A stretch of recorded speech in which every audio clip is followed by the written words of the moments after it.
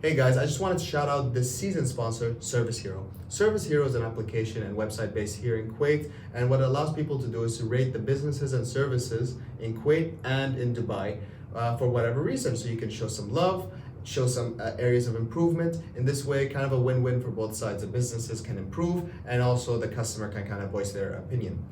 This also extends to hospitals theme. So if you've gone to a private hospital, private clinic, and you want to show your love, be sure to rate them and take another step further. The coffee you're drinking right now with this episode, take a photo of it, rate it on Service Hero, and let us know what you think.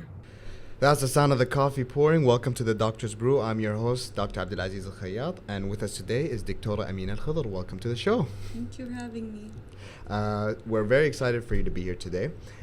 Just so you guys know, this was the second time we did this. The first time was an utter fail, where I thank God I only went through the intro, and then I was able to cut it out, realize that we weren't recording. So now that we're recording, we're back on track. Let's introduce today's topic. Today we're going to be talking about personal and social obligations as a doctor or medical student starting out their career. The reason I wanted to talk about this issue was because it hit very home for me. As medical students and as young doctors, we often are told that our main priority in life has to be medicine. Everything has to be medicine. And if we think about it, if we're told you should be studying like 12 hours per day, what time does that give us in our life to just be a human being? What time does that give us to interact with one another, take care of our families, see our friends, do normal things? And everyone talks about work-life balance, but what about actual responsibilities? I'm talking about things like, in my life, when my dad passed away, I had to tend to my family. I had to take lead in my household. When tomorrow people are in their trainee years, a lot of my colleagues are off getting married. Some are having kids. When do we tend to these things? And what should we do? Should we feel guilty that we can't tend to them? So this is what this episode is going to be exploring. With us today is Dr Aminah, who currently is in the Kuwaiti, about to start her OBGYN residency here in Kuwait. Is that correct? Yes. So she's about to start her OBGYN residency. She is, besides being a doctor, I find this fascinating. She has a blog where she writes about, what do you write about in your blog? What would you say? I write... Okay, it started as short stories, but now it's more of a diary, a platform for me to write articles of subjects I find interesting. Mm-hmm. They could be medical or non-medical related. Yep. Also, it's like a platform of my thoughts, like to share my ideas, emotions, feelings. So it's like a diary for me, but a diary that people can see, as well as writing short stories, mostly romantic short stories. I love it. It's a creative outlet. Thank you. That's amazing. So what interested me about her work was that it touched upon some of these themes, and with her being a doctor, and of course, in obs and gynae, I think there's no better person to speak to than a junior who's currently going through this. A junior doctor, because I think when we speak to sometimes our seniors or consultants, they may not remember some of the things that they're going through because this happened to them many, many years ago. So I think this is going to be very interesting. Yeah. Okay, so let's give a quick shout out to who are our coffee partners this week. It is the Hub. You may remember that we did our event recently at the Hub. At the time of this recording, it was actually just last Sunday, so it's fresh in our memories. Again, a special thank you to everyone who attended. Thank you to the Hub. It was a great event, and please stay tuned for more. Now, in terms of the coffee, Dr. Aminah, tell us, what do you think of the coffee? Delicious. Everything latte related is amazing. She did say, when I asked her, like, what coffee do you drink, she just went, latte. Anything latte. Anything latte. So the Hub, there you go. 10 out of 10 from Dr. Aminah and a 10 out of 10 from me. I know, guys, I'm drinking a lot of matcha this season. I know. It's because recently I have had sleeping issues. I go to bed and then my eyes are wide awake. I can't afford it anymore. I need to cut down on the caffeine, and the matcha is my best middle ground. I apologize to the brew part of the Doctor's Brew. Great. So, without further ado, let's dive in. Right, so let's dive right into this. The first thing I want to know is more about you. Where did you graduate? Your story with why you went into medicine. Tell us a little bit about yourself. Okay, for starters, my name is Khuder. I am an assistant registrar in the OBGYN department in Al Adan Hospital. Great. Where did I study? Okay, for starters, نبلش with how did I choose medicine itself. I've always had this fantasy of working in the medical field. I remember when I was a kid, I used to have scrapbooks. Okay. And if you open one of my scrapbooks, you would see me cut out a picture of a doctor. That's so cool. And I've placed my big face on it. It's really funny. And it was, I don't know why, it was more of a dentistry thing. Like, Dentistry? it was not medicine in general. Like, I wanted to be a dentist. I don't know why. And then when I was in high school, this is the point where we had to decide our future. Honestly, I was between a biology teacher or I wanted a field in English literature. That's a big jump, you know. Yeah, and then at some point, medicine. I was like, okay. But I had the major support from my dad. Okay. He was like, you got the GPA 4 that could directly get you into medicine. Right. And I was like, okay. I just wanted to give it a try. I wanted to study abroad. Like, the idea, I was like, if you wanted me to study medicine, I wanted to be outside of Kuwait. Why? I guess I wanted to work on my independency. I wanted to know what it's like to be alone, especially for me as a girl. I was very dependent on my family. And I guess I was one of those kids who was very shy. Like, I wanted someone to do things for me, you know? I was really timid.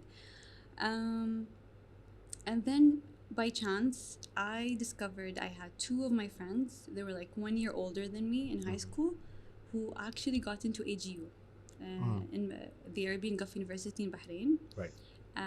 I got the chance to talk to them, tell them about what it's like to be there, what it's like to study there. And I got in. So I studied for 6 years there. A great experience. It was really tough because you were juggling between studying and you were juggling also between doing the household, like cooking, cleaning, laundry. It was really tough.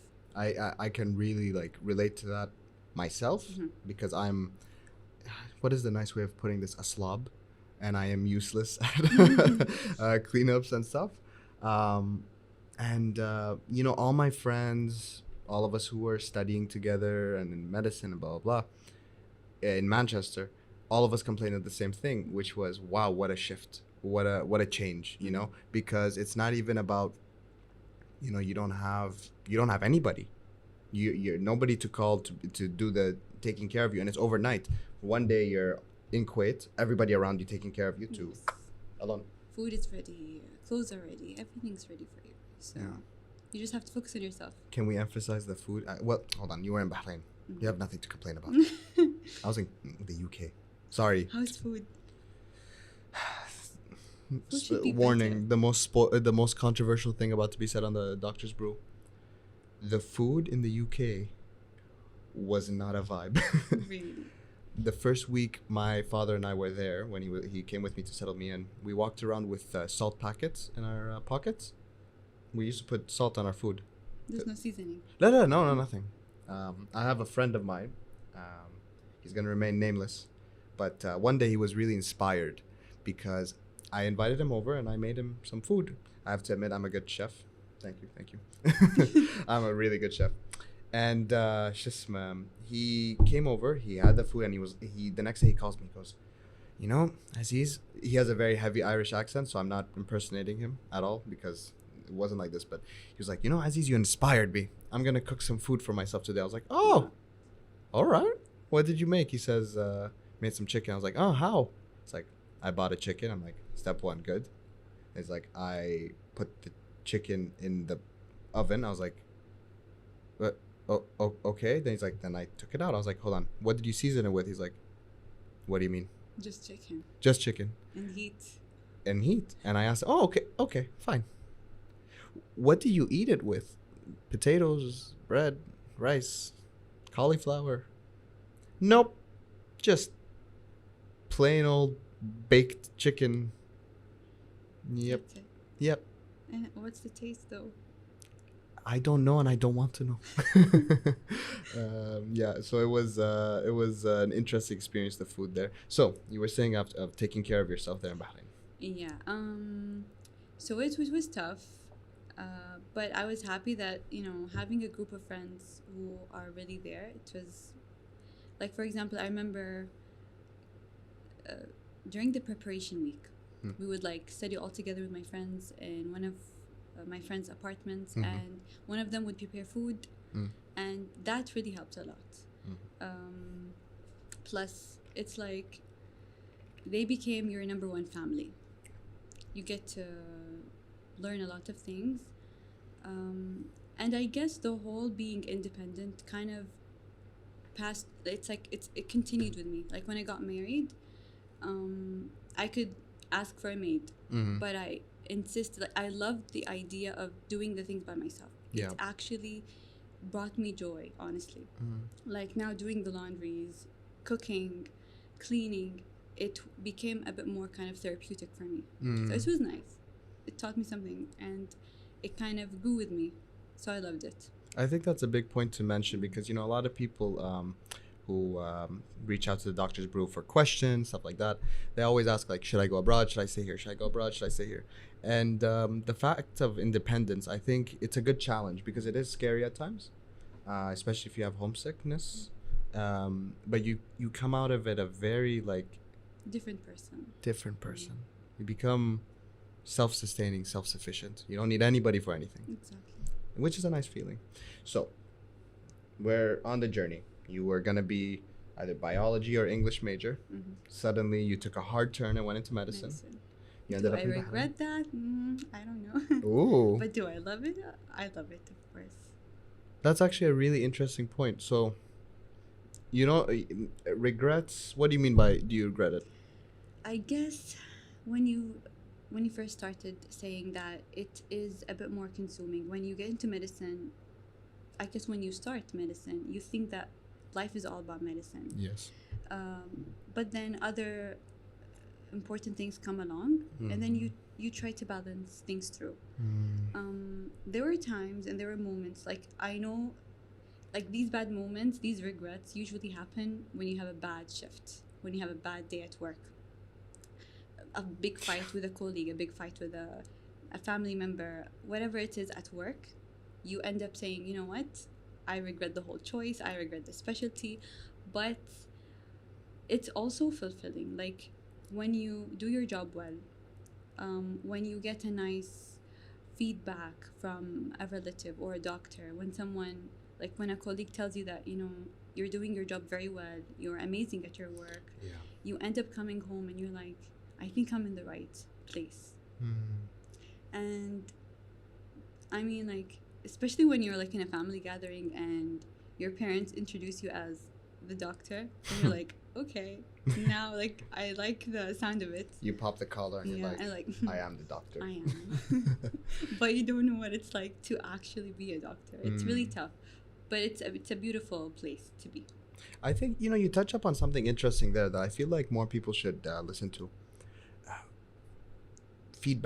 Good feedback from colleagues. I can attest to the fact that there's days when I just hear someone say something as nice as, like, I was scrubbed into a surgery with a doctor, a consultant in the department I'm working in now, and I was so nervous because I'm not a surgery person, and she just told me, I know you're nervous, but you're doing a great job. When she said that during the surgery, it stuck with me, and I know that's something that's going to stick with me, and I hope for people watching or listening, if you're giving feedback, it can make a huge difference for someone.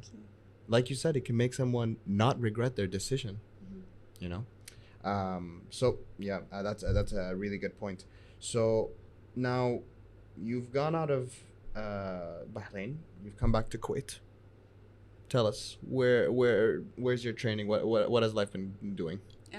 My internship was in Adan Hospital, Okay. and the reason why I went there because I lived closer to Adan Hospital, Mm-hmm. and this is like my number one advice for anyone who has recently graduated. Choose a hospital that is closer to your home, Really? especially like when you're having a night shift or any in general. If you're having a shift, it's better to be closer to home.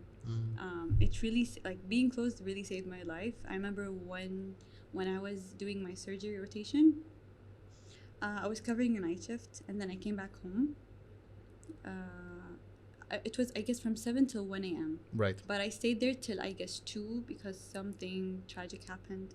I had to cover up for a person who was not there, and so when I came back home, I remember sleeping like on my scrubs. I didn't even have time to do anything. I just slept. Yeah. And I set an alarm at around, I guess, let's say 5:45. But I don't know, I woke up at 7 with so many missed calls from my colleagues telling me that you have to be there. Right. And like the idea that I was closer to the hospital saved my life. I actually managed to be there before the morning ground started. So it's a lifesaver. I can attest to that.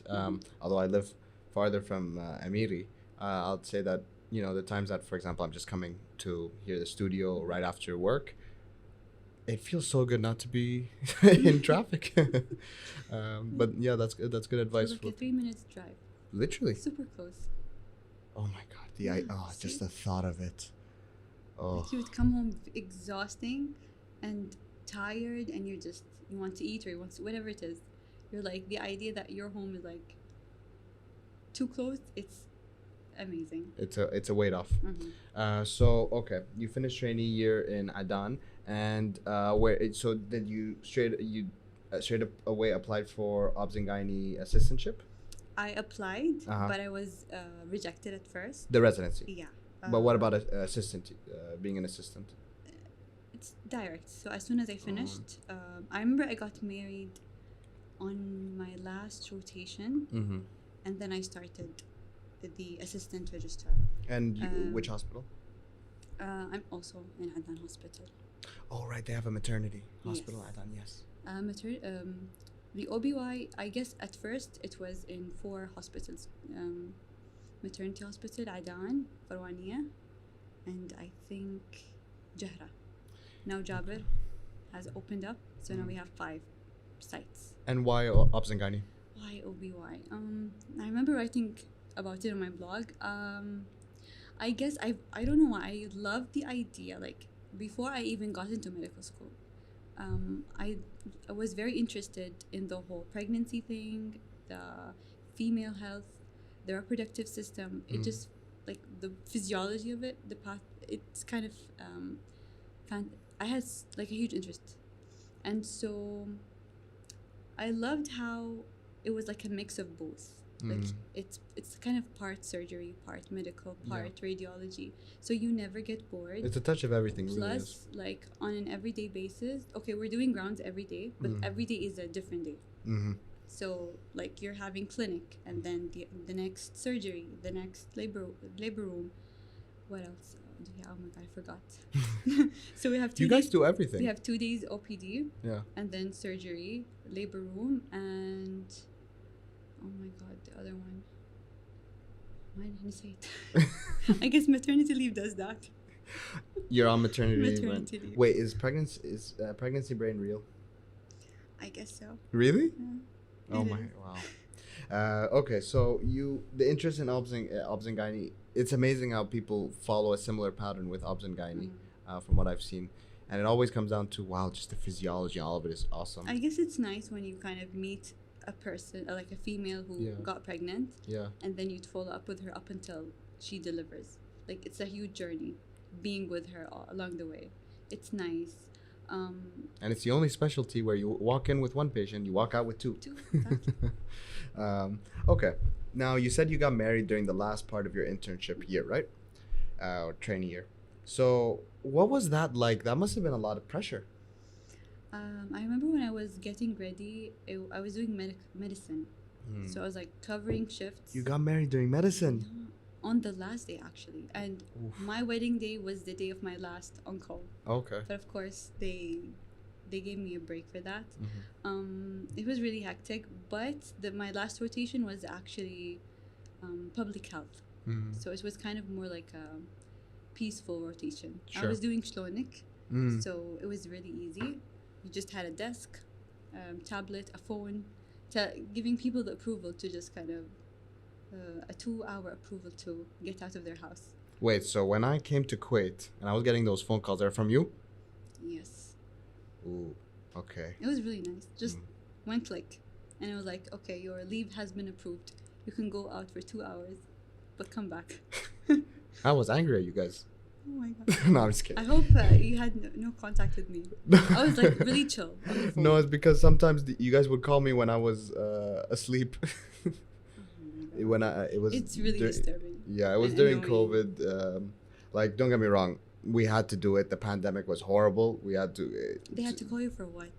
So when I came back from like when they kept us in Dubai, when I came back, we had 2 weeks quarantine. So then they just call, "Hi, where are you? What are you doing?" And and sometimes I'd be sleeping. So then I wake up and I have a heart attack because I see 4 missed calls.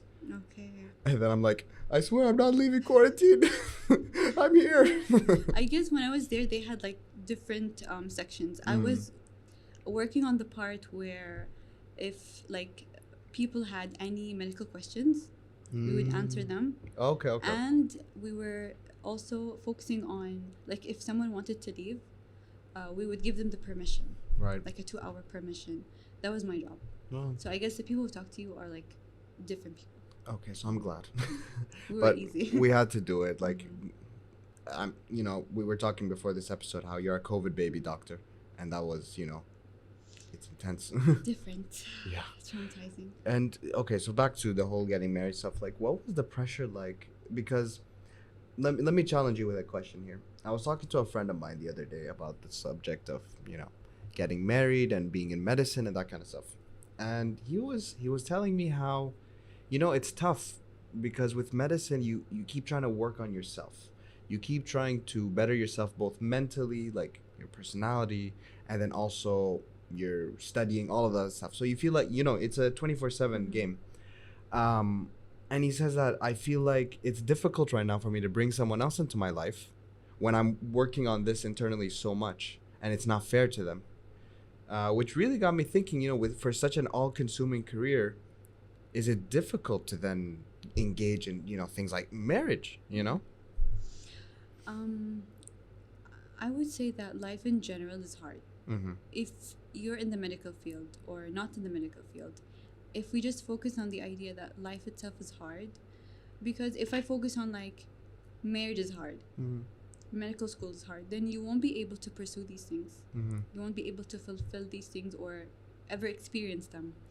And yes, I was afraid, but again, everyone has a passion for something. I had a passion to pursue medicine, check. I had a passion to pursue OBGYN, and that's done, alhamdulillah. But I also had a passion to create my own family, to have my own family. Understandable. I guess you can't delay this for like up until you're 50 something and then okay, I'm ready now. Yeah. Let's be honest, we are never ready. Nobody's ready for anything. Yeah. You just have to go along and see it for yourself. Honestly, it was difficult at first because I got married and then I started the assistant year right after. My first year was really difficult because I had to juggle between working as an OBY because it's different when you're an intern. You have 1 month of OBY and it's never enough.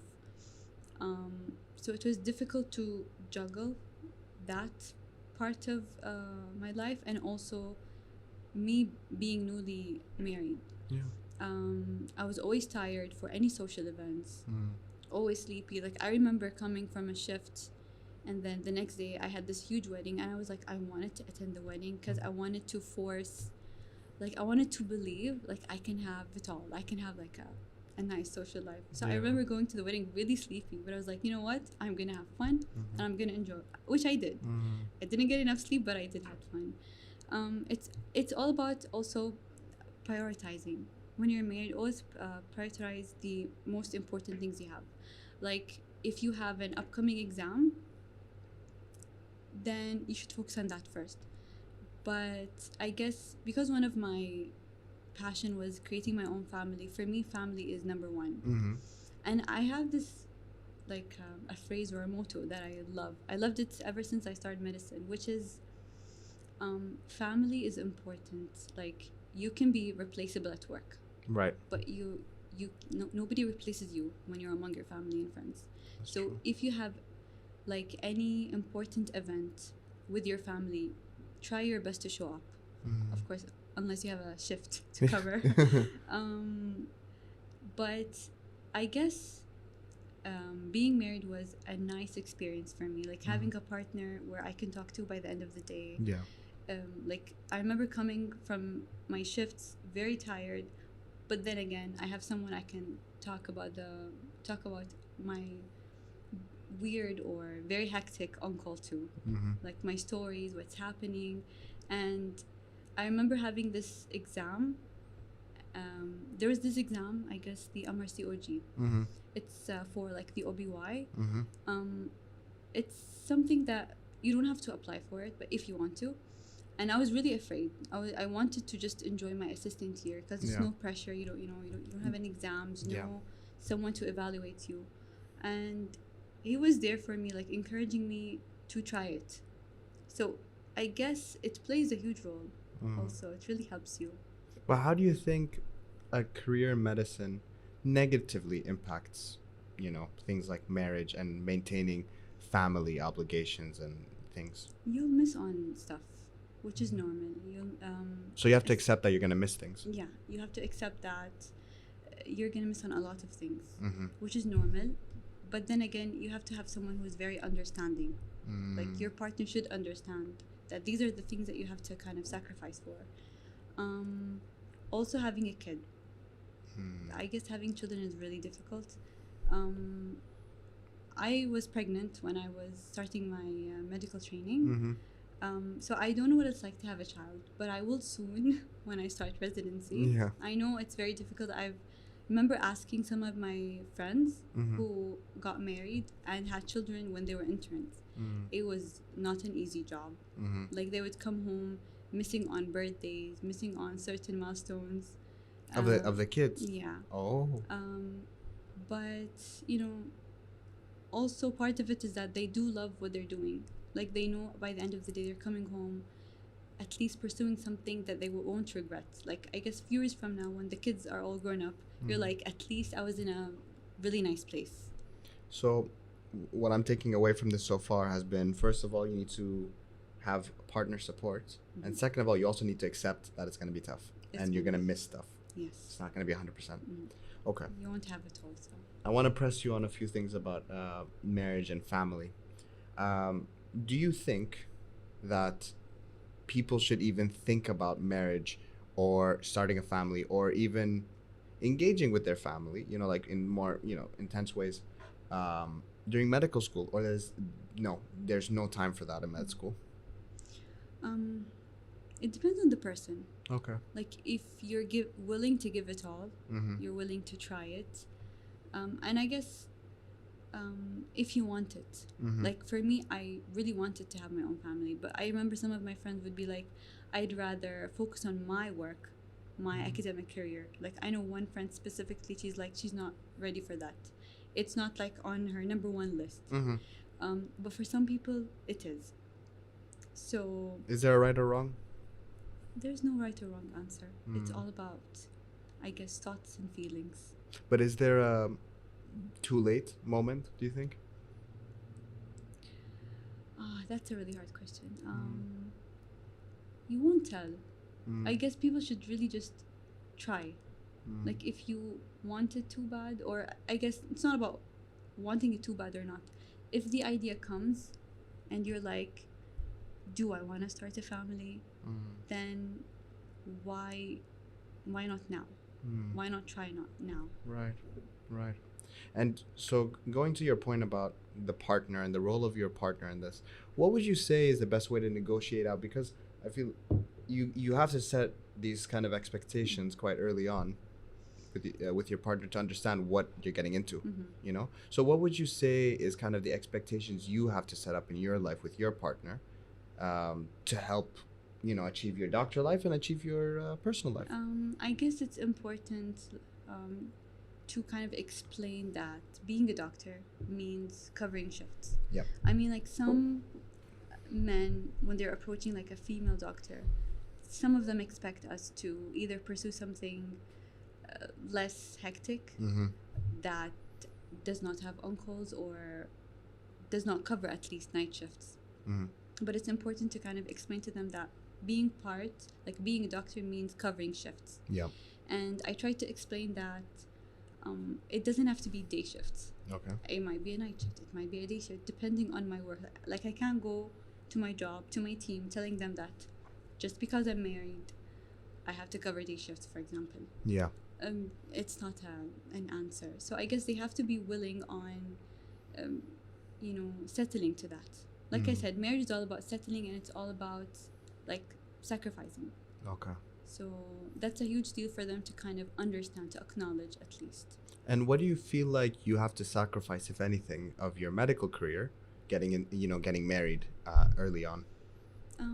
Sometimes a medical specialty, like Really? yes, Okay. for some females, if let's say if someone, for her, like family is too important, or I guess there are some of my friends who really want to focus on being there for their children, Yeah. so they end up like choosing something a bit more relaxing. Okay. Or some of them decide that they want to enjoy their life. Mm-hmm. So, and again, they choose family or dermatology or something a bit more lab related. Sure. So less, how can I put it? Hour intensive, let's say. Yes. Okay. Yeah, that's about it mostly. Okay. And so the main thing you'd be kind of be giving up is what specialty you want to get into, you think? What specialty? Yes. Do you think that there's a level of discrimination that may come? Like, the way that I see it is that to some extent, medical training early on capitalizes on youth. So I've spoken to quite a few doctors who they say that, they did, let's say they're training late, Mm-hmm. and they just say, oh, I'm tired. I can still do it, but like in their 30s doing the late night on calls is different than in their early 20s, So I feel like it capitalizes on youth a little bit. And to some extent, it capitalizes on the lack of responsibility. But then when you have a family, you're adding responsibility. Would you agree with that? It is. It's a difficult point. Mm. But like I said, I guess for me, time management and prioritizing is important. Mm-hmm. These two methods really help Mm-hmm. in easing things through Mm-hmm. with your responsibilities. But I guess when you're doing medicine, you just have to love what you're doing. Oh, that's a good It's really point. important that you need to love. Like, if you hate on it too much, you're just gonna hate your whole life. Mm-hmm. You're gonna hate everything about it, even the responsibilities that are going to come along. But if you're loving it, doing your best about it, it's gonna help you a lot.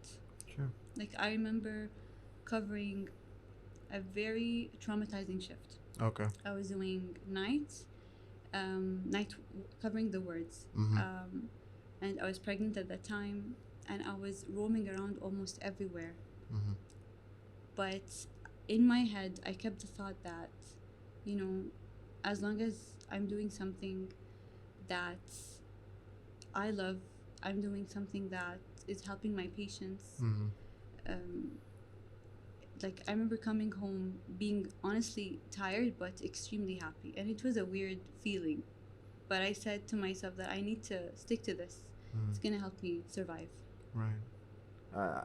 I get that. Mm-hmm. And I mean, at some level, shouldn't you also, just like how family is important, shouldn't be achieving your career goals also be important?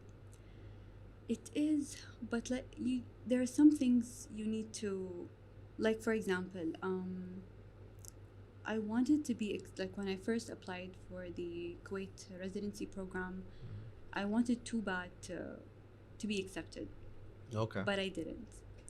I got accepted on the second try. Mm-hmm. I was sad at first, Mm-hmm.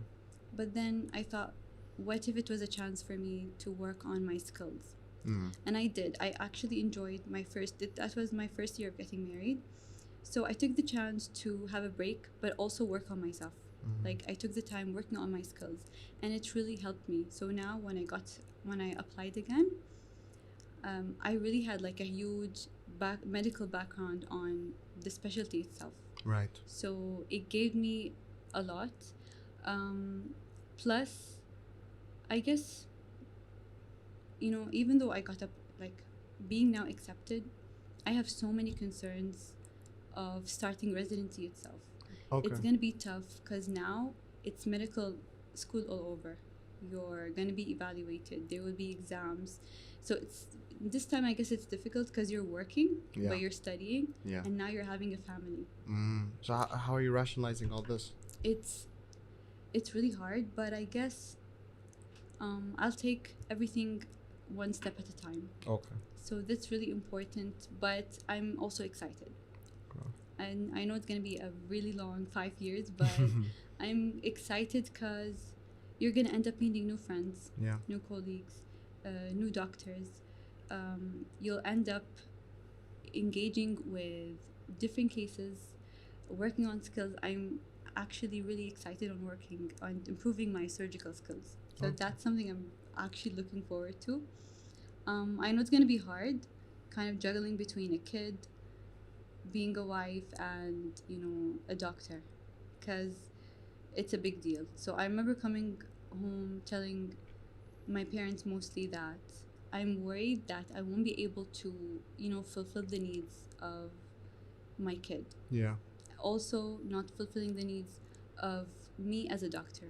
Like, I guess this year they've kind of accepted 14 applicants, which is a huge deal now. Mm-hmm. And so I'm worried that I would be very late. Mm. Like, since some of them, of course, are married, some of them have kids. But, there will be a point where you're going to compare yourself. Yeah. Like, she doesn't have a family, a husband or a kid, and so she's going to focus mostly on her work. Mm-hmm. And now I have to focus on a lot of things. Like, you have so much on your plate. Yeah. But it's a challenge I'm accepting. I would love to try. So we'll see what happens. How do you push through then? What do you focus on? I focus on like 5 years from now. Mm-hmm. I guess you're going to be that person who is like, you can do it all. Mm-hmm. You can learn from that, and you're going to be at a point where you're going to be happy. I know Right. it's going to be a tough years. Yeah. I guess I'm pretty sure there will be a point where I'm gonna come home and cry. It'll be like exhausting, but it's exciting. At the Right. same time, it's really exciting. And so I want to ask a little bit about you deciding to have a kid. Mhm. Again, very early on in your medical career. First, if you don't mind me asking, why? So, I'm sure the thought came to you like, why not wait till later? Mhm. Because you're just starting out, like you said, the night shifts, whatever. What kept you from waiting? Life just goes on. Mm. You can't, like I said, you don't want to be 50 something or very late in age, and you just had a kid. It's nice to grow with your kids. That's true. That's true. And like anything in life, you're gonna learn. Mhm. Everything is hard. Like when we started medical school, it was hard. Yeah. Like first year for me was I barely passed, and I was like, will I be able to pass the next 5 years? Will I be a doctor? And you could apply this on everything. Like, will I be able to be a good mother? Will I be able to be a good doctor? Will I graduate? And you just have to try it. Like the process of it Yeah. is gonna teach you. Okay. Like if you're trying something, you fail, you're gonna learn from that failure, and you're gonna improve on that. So do you feel like having a kid has pushed you forward and taught you new skills that helped you in your career in some way? It kind of did. Like, remember when I told you the reason I wanted to go abroad is learning, like I wanted to be independent. Yeah. I guess this also teaches you more responsibilities, more time management, more prioritizing what is important. I guess you're gonna be busy. I know that I'll be busy so much that I might not have time for me to kind of rest or reset. But it will teaches you. Like, let's say, I guess my first year in residency, I know that it will be difficult on so many levels. For starters, I'm starting something new, so work itself is gonna be new. Yeah. The rotations are gonna be new for me. And I'll have to keep up with my colleagues. I'll have to keep up on reading a lot. But also I'll have to learn, like I'll be a motherhood in training. Also, it's going to be difficult, but you're going to learn. I guess the challenge itself really pushes me through. Like it's a new challenge for me, and you're going to be like, we'll see. So you just have to push forward. And what do you think? Okay, so I've asked you a little bit about how this has been for you. I want to ask about the pregnancy journey and what that was like being pregnant and working, because to be honest, that sounds like it was very difficult. What do you think is the implication for us, for me, future fathers, but fathers out there?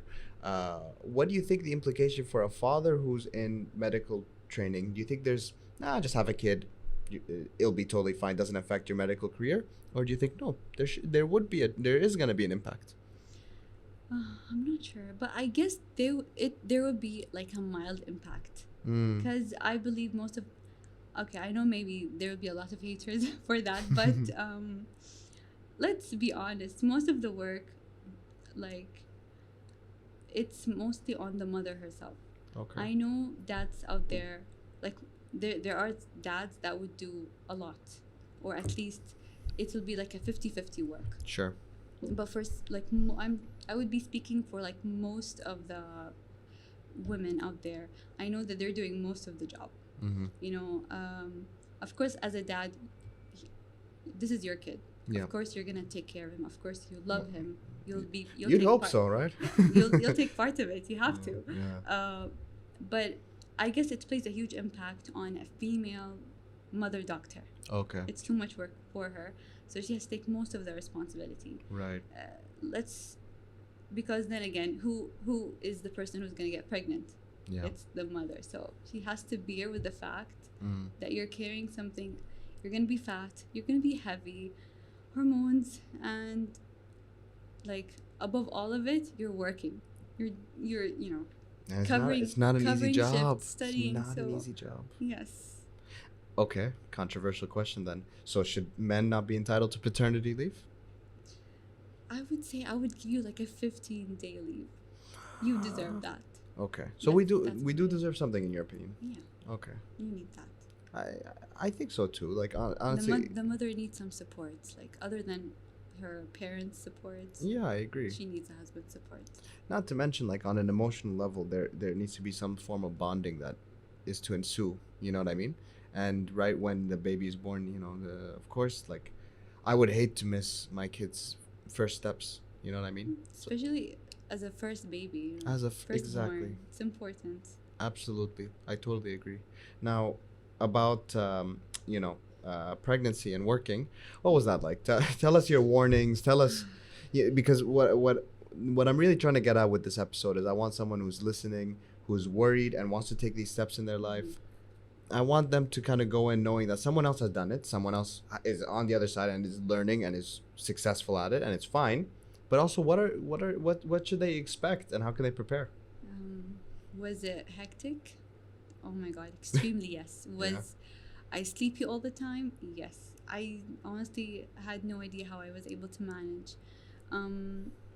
So I was working up until I was 7 months pregnant. Wow. And then I took a leave. Right.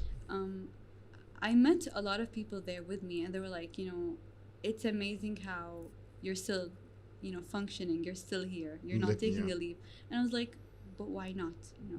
As long as I was having a safe pregnancy, I was like, let's do it. I move forward until I fall apart. I remember my first trimester, I was extremely sleepy. I was always sleeping even if I sleep too much, it's still not enough for me.